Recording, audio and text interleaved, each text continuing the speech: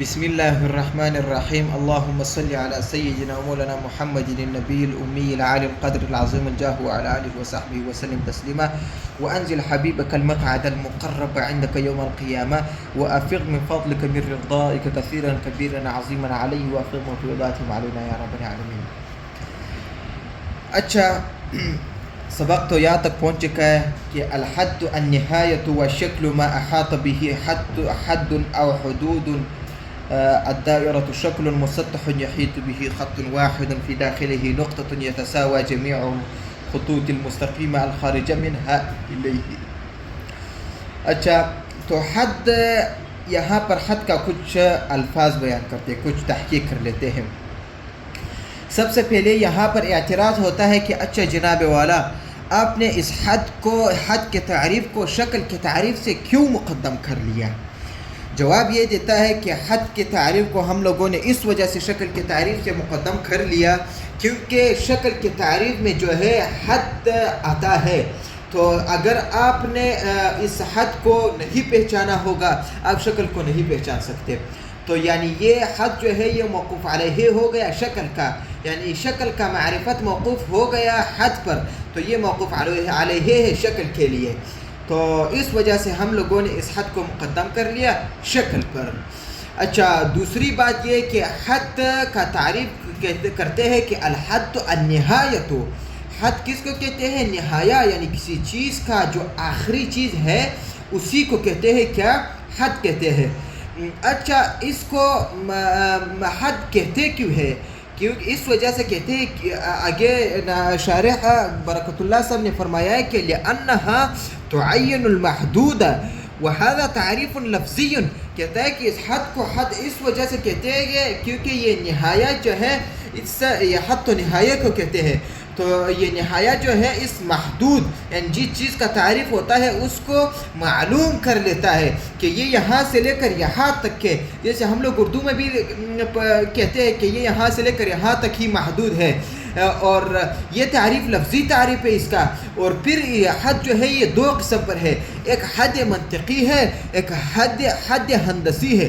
حد منطقی کہتے ہیں اس قول شارح کو، یعنی جو یعنی قول دال علی الماہیت، ایک ایسا قول جو ماہیت پر دلالت کرتا ہو. جسے ہم لوگ کہتے ہیں کہ انسان کا تعریف کیا ہے، کہ حیوان ناطق. زید کا تعریف کیا ہے، زید کا حقیقت کیا ہے، زید کا حد کیا ہے. انسان ناطق مع هذا التشخص، یہ کیا ہے؟ اس کو حد منطقی کہتے ہیں. ایک حد ہندسی جو یہی ہے جو نہایہ کے معنی میں ہوتا ہے. اچھا، میں نے پہلے بھی آپ سے یہ فائدہ ذکر کیا تھا کہ جو حاشیوں، یعنی ایک حاشیہ کتاب میں ذکر ہوتا ہے اس کے آخر میں 12 کا نشان لگایا ہوتا ہے، ایک ہوتا ہے اس کے بعد 2 لکھے ہوتے ہیں. اس کا معنی کیا ہوتا ہے؟ اس کا ابجد کے لحاظ سے اس کو تغییر و تبدیل لایا گیا ہے. تو یہ 12 میں کا عدد یہ حد کے معنی میں ہوتا ہے. یعنی یہ ہے جو ہے، اگر آپ اس کو دیکھ لیں، یعنی ہے جو ہے ابجد حوض حتی، یہ ہا جو ہے یہاں پر 8 پر آیا ہوا ہے. ابجد 4 ہے اور حوض 3 ہے، 4 اور یہ 8 ہو گئے، اور اس کے بعد ہا آیا ہوا ہے وہ 8 ہے، تو یہ 8 ہو گیا. اور اس کے بعد جو دال آیا ہوا ہے وہ 4 عدد پر آیا ہوا ہے. تو 4 اور 8 جب مل جائے یہ 12 بن جاتے ہیں. تو یہ اگر حاشیے کے آخر میں آ جاتا ہے تو یہ کیا ہوتا ہے؟ یہ 12 کا شکل لیتے ہیں، یعنی انتہا، یہاں تک حاشیہ ختم ہو گیا ہے. حد یعنی نہایہ حاشیے کا ہے، یہ بات ہے. تو یہ حد کا تعریف اور مصطلحات ہو گئے. اچھا، آگے کہہ رہا ہے کہ وشکل، شکل سے مراد کیا ہے؟ کہ آگے کتنے لکھا ہے کہ شکل سے مراد مشکل ہے، یعنی وہ چیز کی جس کو شکل دیا جاتا ہے.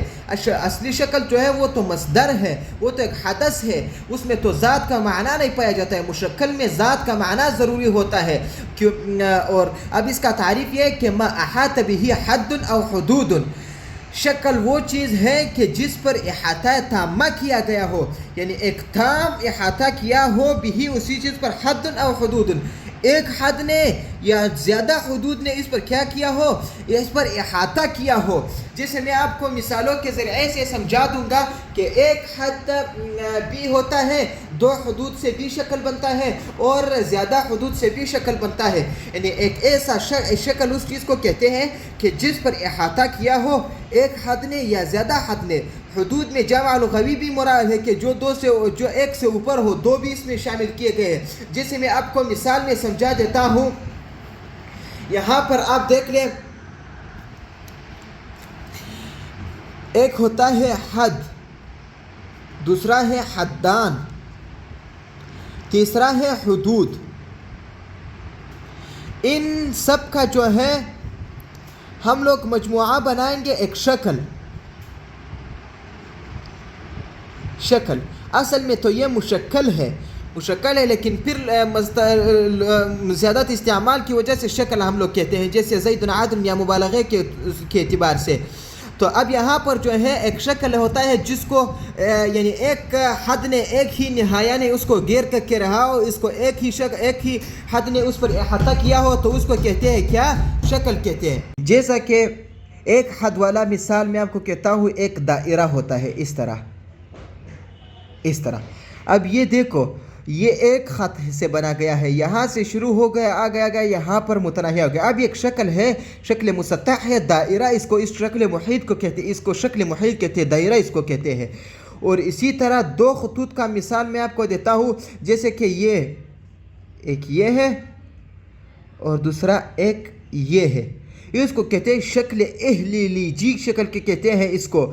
تو یہ اس قوس سے بنایا گیا ہے، ایک اس قوس سے بنایا گیا ہو. اب اس کو ایک خط نہیں کہا جاتا کیونکہ اس میں دو زاویے پائے جاتے ہیں، اور جس شکل میں زاویہ پایا گیا سمجھو کہ اس کو ایک خط نہیں کہتے، اس کو دو خطوط پر کہتے ہیں.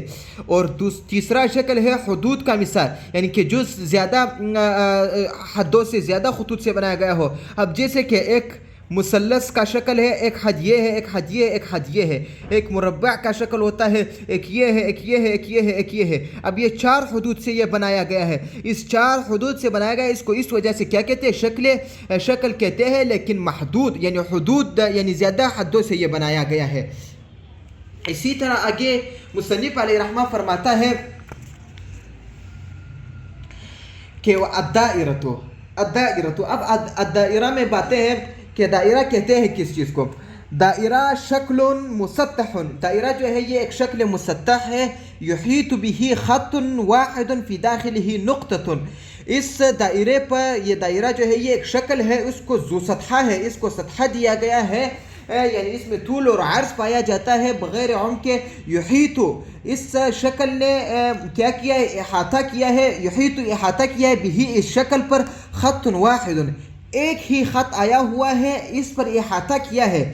فی داخل ہی، اسی خط کے داخل میں، یعنی اس خط کے درمیان میں نقطۃ ایک نقطہ ہوتا ہے. یتساوا کے برابر ہوتا ہے. جمیع الخطوط، تمام کے تمام جو خطوط ہوتے ہیں، المستقیمہ جو برابر ہوتے ہیں، الخارجہ جو خارج ہوتے ہیں، منہا اسی نقطے سے جو داخل میں ہوتا ہے اس خط کے، الیہ اسی خط تک یعنی متساوی ہوتے ہیں. اس کا مطلب یہ ہے کہ دائرہ ایک شکل ہے، مسطح شکل ہے، کہ جس پر ایک خط نے احاطہ کیا ہو، یعنی شروع سے لے کر آخر تک ایک ہی خط اس پر آیا ہو، لیکن اگر اس کے دائرے کے درمیان میں آپ ایک نقطہ فرض کر لے، اسی نقطے سے اسی خط تک جس نے احاطہ کیا ہے، تمام کے تمام خطوط جو نکلیں گے یہ کیا ہوں گے؟ ایک دوسرے کے متساوی ہوں گے. جیسے کہ میں آپ کو مثال میں سمجھا دوں گا. یہ ایک کیا ہے؟ یہ ایک دائرہ ہے. آپ فرض کر لیں کہ یہ بالکل متساوی دائرہ ہے. تو یہاں پر اس کے داخل میں بالکل درمیان میں ایک نقطہ فرض کر لیں کہ یہ بالکل یہ درمیان میں اس کا نقطہ ہے. تو اس نقطے سے جب یہاں تک خط آتا ہے، یہاں تک خط آتا ہے، یہاں تک خط آتا ہے، یہاں تک، یہاں تک، یہاں تک، یہاں تک، یہاں تک، یہ یعنی اس خط تک جو محیط ہے، اس خط کو کیا کہتے ہیں؟ محیط کہتے ہیں. اس محیط خط تک تمام کے تمام خطوط ایک دوسرے کے ساتھ کیا ہوتے ہیں؟ متساوی ہوتے ہیں.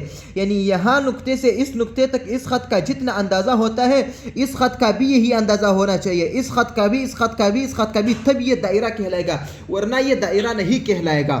یہ دائرہ کا تعریف ہے. اور اسی طرح آگے کہہ رہا ہے کہ وَذَلِكَ الْخَطُّ، اور وہ جو خط ہے محیطها، اس خط کو کیا کہتے ہیں؟ یہ اس دائرے کا محیط ہے. یعنی اس خط نے اسی دائرے کو کیا کیا؟ احاطہ کیا ہے، اس دائرے پر احاطہ کر کے رکھا ہے. وَتِلْكَ النُّقْطَةُ، اور وہ جو نقطہ ہے مرکزها، وہ اس کا کیا ہے؟ مرکز ہے، اس کو مرکز کہتے ہیں. جیسا کہ یہی مثال ہے یہ خط جو ہے یہاں پر جو آیا ہوا ہے یہ والا خط، اس کو کیا کہتے ہیں؟ اس کو محیط کہتے ہیں. محیط کہتے ہیں اس کو. اور یہ جو درمیان میں یہ نقطہ لایا ہے اس کو کیا کہتے ہیں؟ اس کو کہتے ہیں مرکز. اس کو مرکز کہتے ہیں. تو یہ محیط ہے، یہ مرکز ہے. اب یہاں پر بات یہ ہے کہ کیا دائرہ اور محیط یہ ایک چیز ہے یا یہ الگ چیز ہے؟ ایک ہوتا ہے دائرہ، ایک ہوتا ہے محیط. کیا یہ ایک ہے یا یہ الگ ہے؟ نہیں، یہ الگ ہے. محیط جو ہے وہ جز ہے، دائرہ جو ہے وہ کل ہے. دائرہ جو ہے اس مرکز اور اس نقطے اور اس یہ خطوط اور اس کے درمیان یعنی مکمل جو سطح ہے، سطح اور ما فی سطح تمام کے تمام کو کیا کہتے ہیں؟ اس کو دائرہ کہتے ہیں. لیکن صرف اس محیط کو جو یہاں پر احاطہ کر کے رکھا ہے اس کو کیا کہتے ہیں؟ صرف اس محیط کو، اس خط کو کیا کہتے ہیں؟ اس کو محیط کہتے ہیں. تو دائرہ کیا ہو گیا؟ یہ کل ہو گیا. اس کے نیچے کیا تحت کیا گیا؟ یہ جز آ گیا کہ جو کیا ہے کہ جو محیط ہے.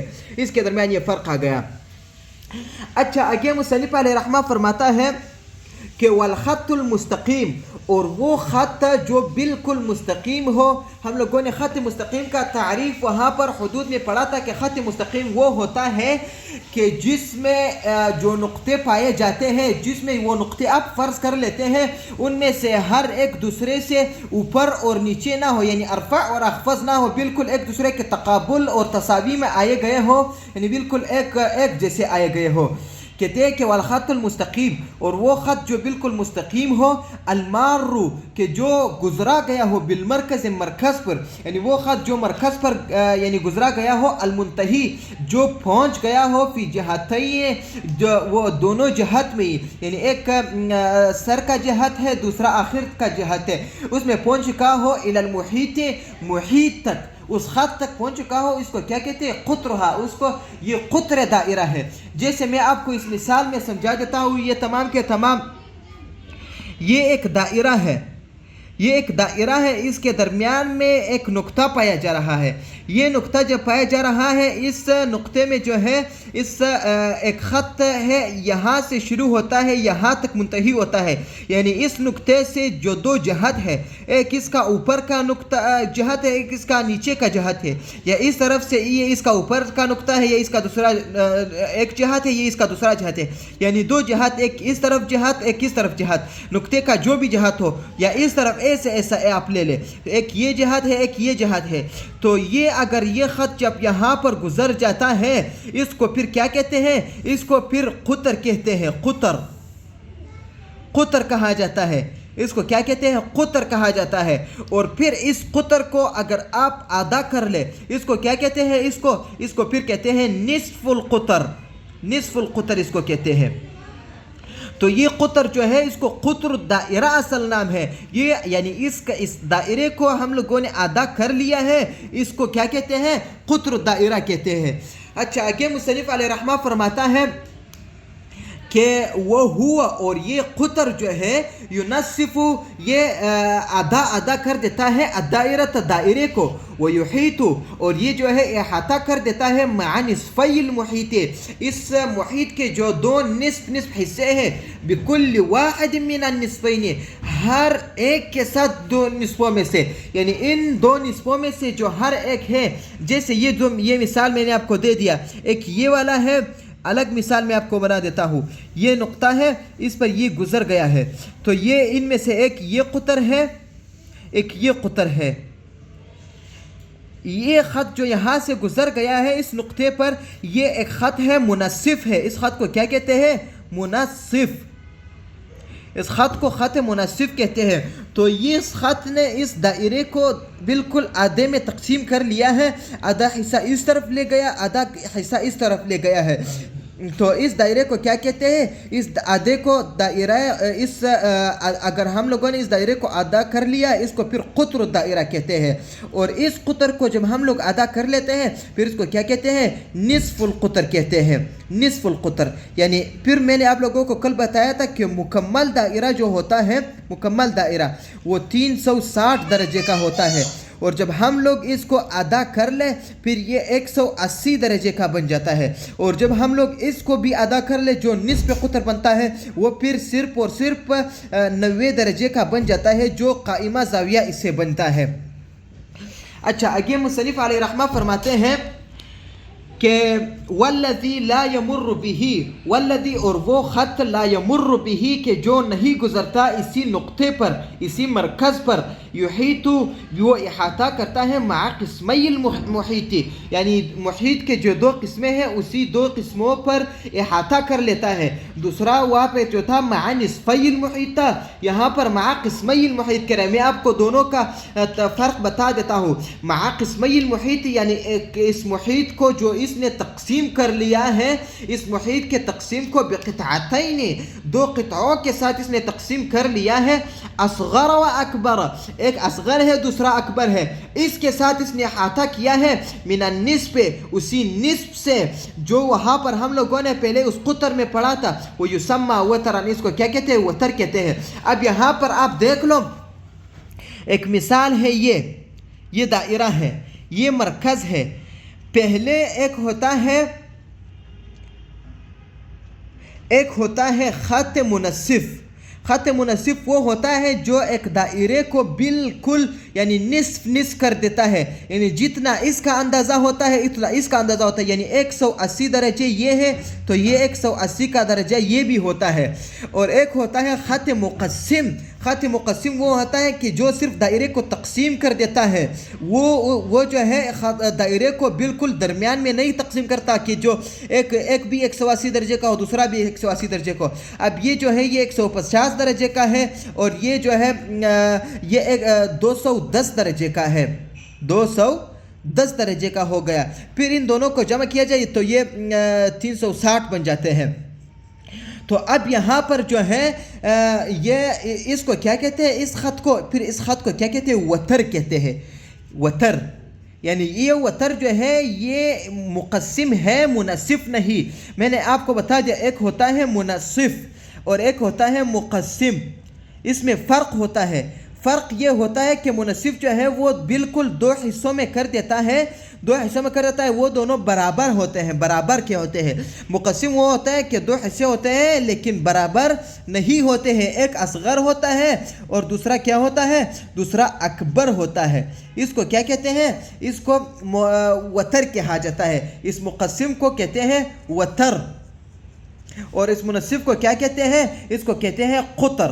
تو یہ دائرے کی جو مکمل اقسام ہے یہ میں نے آپ کو بتا دیا، اور کتاب میں مصنف علیہ رحمہ نے یہ شکل لایا ہے، اس میں یہ آج کا تمام اس نے شکل جمع کیا ہے۔